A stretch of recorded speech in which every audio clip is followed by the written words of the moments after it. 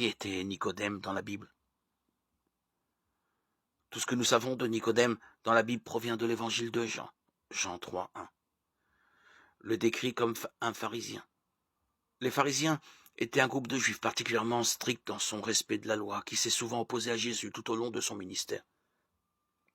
Jésus a beaucoup dénoncé leur légalisme, voir Matthieu 23. Saül de Tarse, devenu par la suite, était pharisien, Philippiens 3, 5. Jean 3, 1 décrit aussi Nicodème comme un chef des Juifs, Jean 7, 50, 51. Il dit qu'il était membre du Sanhédrin, le directoire juif.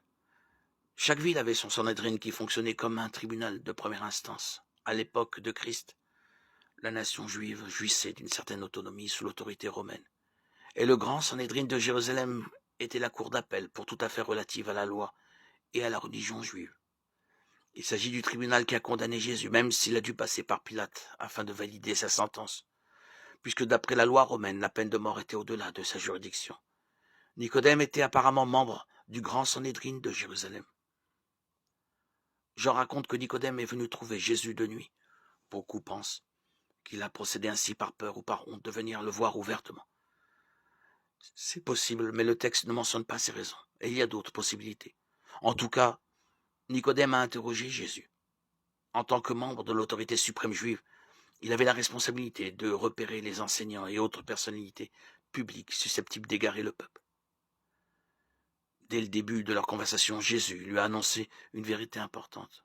Il devait naître de nouveau, Jean 3, 3.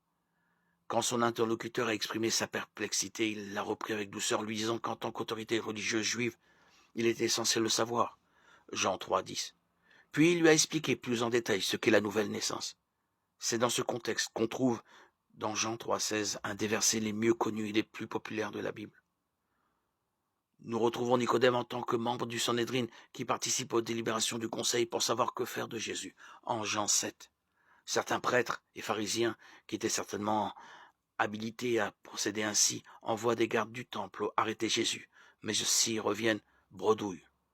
Jean 7, 32, 52. Les pharisiens les réprimandent, mais Nicodème exprime l'opinion que Jésus ne devait pas être condamné avant qu'ils ne l'aient eux-mêmes entendu. Notre loi condamne-t-elle un homme avant qu'on l'entende et qu'on sache ce qu'il a fait? Jean 7, 51. Les autres membres du Sanhédrin ont cependant rejeté sa suggestion parce qu'il semble avoir été déjà décidé ce qu'ils voulaient faire de Jésus.